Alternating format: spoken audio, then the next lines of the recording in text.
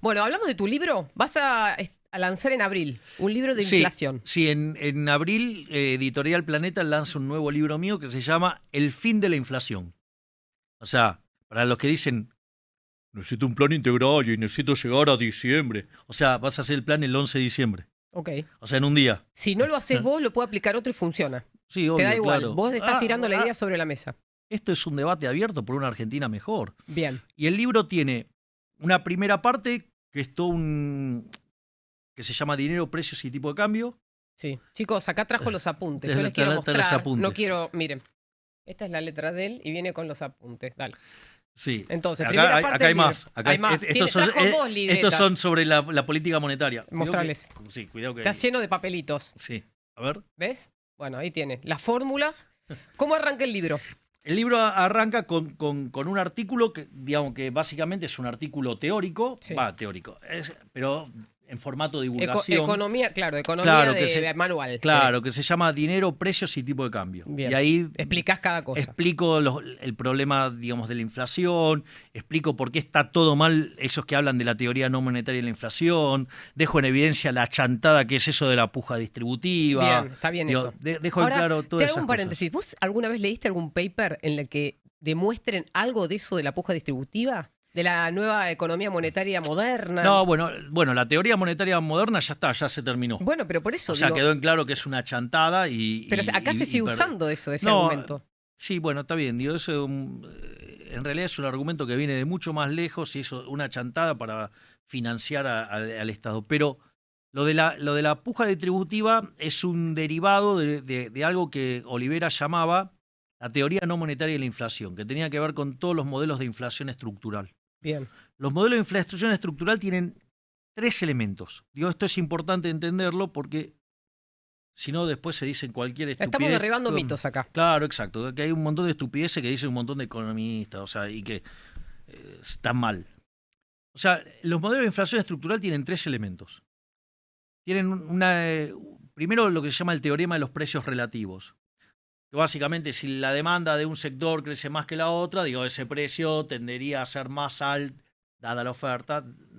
Sí, cambia la relación entre esos precios. Claro, de un sector con el otro. precio A debería ser más alto que el precio de B. Sí. El segundo elemento es que hay inflexibilidad de los precios a la baja, entonces el precio de A sube, pero el de B no sube. Entonces, ¿qué pasa? Te queda el nivel de precio muy alto y entonces, si vos te queda el nivel de precio muy alto, o cae la actividad o modificás la cantidad de dinero o se ajusta la demanda de dinero. Bueno, tendrías que ver, digo, qué tipo de ajuste toma la economía. Y el tercer elemento, que es la parte que no lo ven estos econochantas de la puja distributiva y todas esas pavadas que dice, la inflación internacional y todo eso, es que es un elemento, el tercer elemento es lo que se llama un modelo de dinero pasivo. Sí.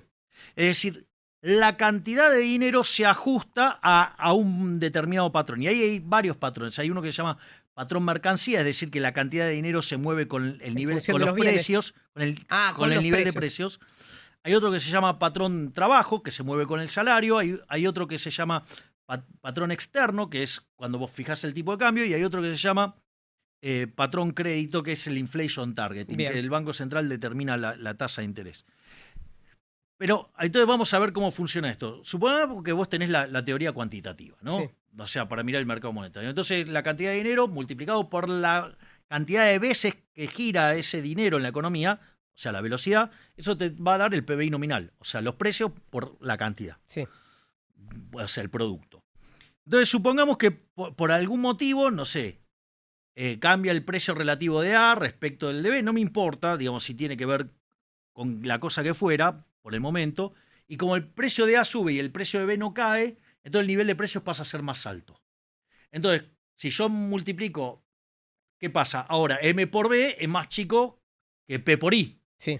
Entonces, ¿qué es lo que dicen? Si vos, la velocidad está dada y no modificás la cantidad de dinero, esa suba de precio tiene que tener como contraparte una caída del PBI. Sí. Te están diciendo. Sí. Entonces te dice, subí la cantidad de dinero para que no tener una recesión.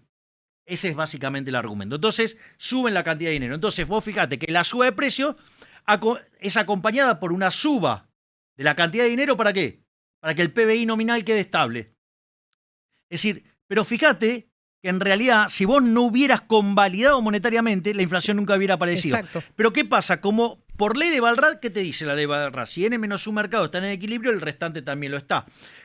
Como ese es el mercado que no se ve en los modelos de inflación estructural, algunos imbéciles creen que eso es no monetario. No, en realidad es todo monetario porque existe una convalidación directa. O sea, el modelo de la puja distributiva, que es otra estupidez, ¿qué es lo que dice? Vos podés hacerlo con el patrón trabajo. Entonces, cuando suben los salarios, si vos creés que la estructura de mercado es concentrada, entonces el nivel de precios sube. Entonces, frente a esa situación, si no convalidas monetariamente, te comes una recesión. Entonces, después aparece la convalidación monetaria que acompaña eso. Claro, entonces cuando te aparece la puja distributiva, aparecen los salarios más altos, los empresarios suben los precios, pero si vos no convalidás monetariamente, no pasa. Es más, es la misma estupidez que la guerra.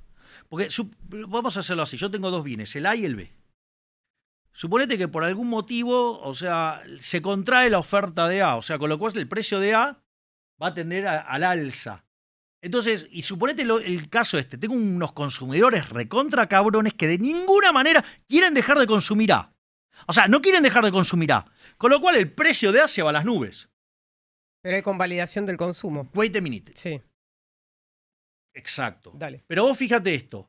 Ahora, si yo tengo un ingreso fijo y quiero gastar más en A, inexorablemente tengo que gastar menos en B. Cuando gaste menos en B, el precio de B va a caer. Claro. Ahora, ¿qué es lo que pasa?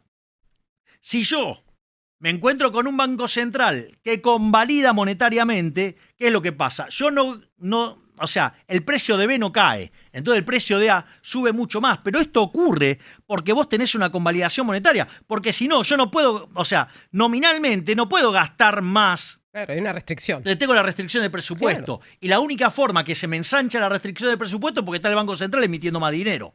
Sí, claro. Entonces, digo, ¿qué puja distributiva? ¿Qué inflación importada? ¿Qué, digamos, o sea, que no sé Pero cuánto? lo estamos viendo o sea, en el mundo, lo que está haciendo Estados Unidos es exactamente esto. Bueno, el caso, digo, de lo que pasa con la inflación en el mundo es un poquito diferente, porque en el mundo utilizan el inflation target. Sí. Bueno, ahora me voy a poner técnico. Bueno, yo te traduzco, dale.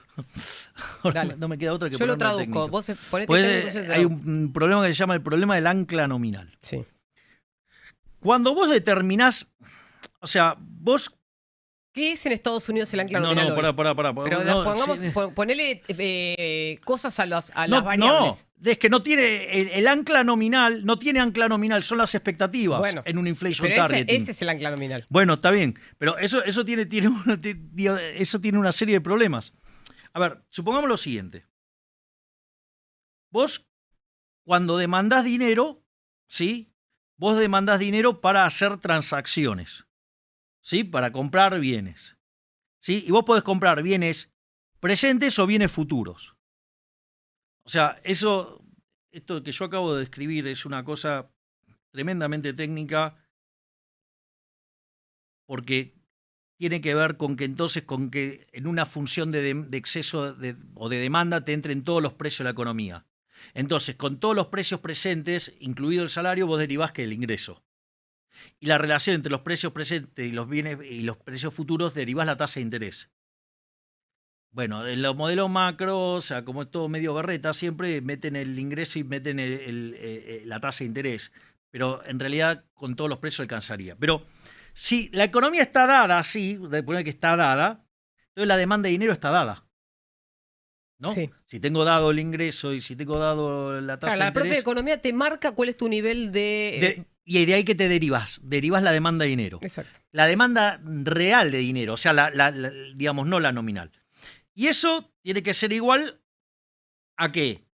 A la oferta real de dinero. Entonces, si yo tengo que la oferta real de dinero es la cantidad de dinero dividido el nivel de precios. Sí. Entonces, yo puedo despejar el nivel de precios y el nivel de precios va a venir dado por la oferta de dinero dividido la demanda de dinero real. Sí. Y eso Pero vos fíjate que conforme yo voy determinando la cantidad de dinero, voy determinando el nivel de precios. Entonces, ¿qué es lo que me va a anclar el nivel de precios? Y la cantidad de dinero. Bien. Es decir, el ancla nominal es la cantidad de dinero. Ese es el ancla nominal, por Bien. excelencia, que es lo que te permite que los precios no sean cualquier cosa. Exacto. Hay una relación entre ellos. Por eso, ¿cómo se llama el artículo? Dinero precios y tipo de cambio. Excelente. Entonces, vos ahí tenés el ancla nominal.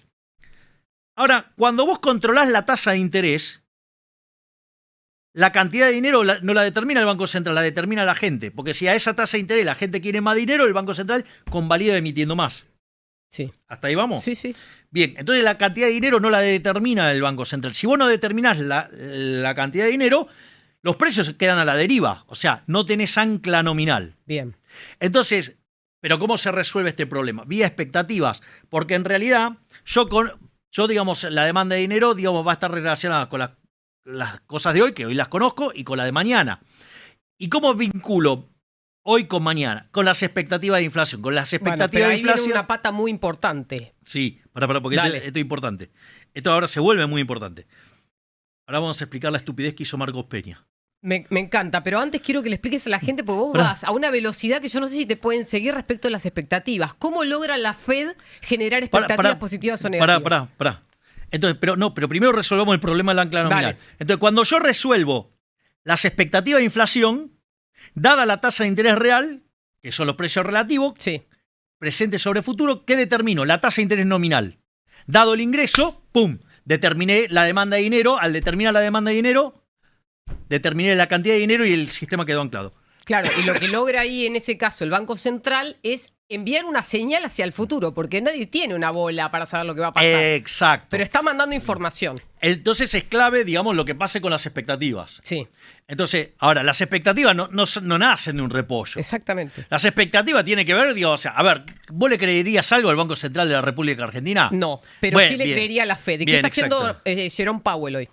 Jerome Powell adelanta cuál va a ser su siguiente paso, pero está dando certidumbre respecto a lo que va a pasar en el futuro. Entonces todos los actores de la economía ven eso y dicen, la inflación va a bajar. Exacto. Mirá esto, porque esto es importante. Cuando vos mirás lo que ocurre durante la crisis subprime y lees los discursos de Bernanke, siempre había un párrafo donde hacía alusión a ¿qué? Que las expectativas de inflación estaban ancladas y con eso, ¿y qué hacía? Miraba los bonos que estaban indexados y los que no estaban indexados y chequeaba que las expectativas de inflación no estuvieran a la deriva. Sí. Entonces, si ese número estaba estable, las expectativas estaban ancladas y entonces tenía demanda de dinero y por ende tenía un ancla nominal. Correcto. Vamos al caso de Argentina, 28 de diciembre del Explícalo porque es 2017. muy importante eso, es muy importante. ¿Qué pasó? Digamos, Sturzenegger había salido del esquema de control de agregado monetario y pasa al inflation targeting. Exacto. Como a Marcos Peña no le gustaba, digamos, la política monetaria que iba a seguir, Sturzenegger se juntó con 7 economistas y se sentó frente a Sturzenegger y le dijo, mirá, yo no sé nada de economía, lo cual lo tenemos clarísimo que no sabés nada de economía, Marquitos Piña, ¿sí? Y le dijo, pero todos estos 7 que están acá dicen que vos estás equivocado. Lo apretaron a Sturzenegger por un acto de responsabilidad, porque si yo hubiera sido Sturzenegger, renuncio y que le estalle todo en la cara. Sturzenegger, por ponerle el hombro a Macri, se quedó. Y cuando pasa eso, que le avanzan sobre la independencia del Banco Central, Marcos Peña, el Toto Caputo y Duhovne, o sea, con lo cual, digamos, cuando ustedes lo de Juntos por el Cambio le hablen de independencia del Banco Central, recuérdenle el 28 de diciembre del 2017, donde como no le gustaba lo que estaba haciendo el Banco Central, se lo llevaron puesto. Bueno, para que Y sea eso más generó una gráfico, crisis. Había una meta mensual, una meta anual de inflación en base a lo que el Banco Central había calculado y ese día... Se le hicieron subir. Claro, le dijeron, no, la meta no es esta otra, porque más alta. políticamente era más beneficioso. Exactamente. Eso fue lo que pasó. Es decir, se metió la política dentro del Banco Central. Exacto. Y entonces se lo llevó puesto El mercado. el mercado y después entramos en la crisis que deriva después en que terminamos pidiéndole la escupidera al Fondo Monetario Claro, Internacional. en la suba de la inflación, en todo lo que vino después. Y después, o sea, encima, digamos, o sea, los cucarachos arrasaron en la elección y con lo cual fue peor todavía. Que además, dicho sea de paso, apareció el señor Lacunza, el señor reperfilamiento, que defolteó, porque el reperfilamiento es defoltear, pero le puso una palabra más linda, pero no se olviden que los defolteó, sí, defolteó toda la deuda en peso, porque agarró y la pateó para adelante, y además volvió a poner el control de capitales, ¿no? Sí, antes de que terminara el gobierno en 2019. Exactamente. Digo, así que lindo desastre generó ese día el señor Marquitos Piña. Bueno, pará, ¿ya terminaste con eso? No, y ahora voy a la parte internacional. Dale. ¿Por qué hay inflación en el mundo? No es que hubo un cambio, no. ¿Qué es lo que pasa? Vos fíjate que en realidad, entonces, es clave en los sistemas de meta de inflación el anclaje de las expectativas. Entonces es muy importante la demanda de dinero. Cuando vos tenés eventos como lo que fue el tema de la pandemia, Sí. eso hizo que la gente se asustara mucho. Entonces la moneda emitida por los gobiernos fuertes aumentó mucho la demanda de dinero. Aumentó tanto la demanda de dinero que de hecho la economía se estaba metiendo en una deflación. Y para evitar una deflación, ¿qué hizo? ¿Qué hicieron todos los bancos centrales del mundo? Y aumentaron la cantidad de dinero. Aumentaron sus bases monetarias. Sí, claro. exacto. Entonces, ¿qué es lo que pasa? En ese contexto donde emitieron muchísimo dinero, ¿por qué emitieron mucho dinero? Porque la demanda de dinero estaba alta para evitar la deflación. ¿Qué era lo que pasa? Como los médicos le pifiaron todo el tiempo con el pico de la epidemia y le vivieron pifiando de manera, digamos, vergonzosa, por decirlo de ¿Vos alguna decís manera datos elegante. estadísticos que los médicos proyectaban y erraban en el Exactamente, cálculo? sí, cometían una serie de cuestiones de errores de índole matemática muy groseros, pero bueno, aquellos que en aquel momento lo avisamos, fuimos perseguidos. Bueno, yo tengo un libro sobre eso, se llama Pandenomics, y además hasta explico por qué le pifiaban sistemáticamente al pico. ¿Por qué? Porque en realidad una epidemia tiene el comportamiento de una curva logística.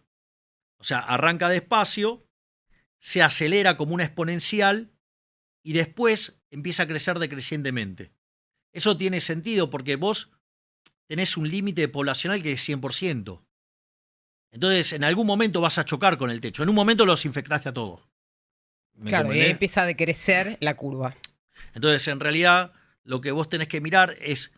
Y eso, el pico de contagio se da cuando se produce el cambio de régimen dentro de la curva logística, cuando pasa de régimen exponencial a régimen logarítmico, es decir, de crecer crecientemente a crecer decrecientemente.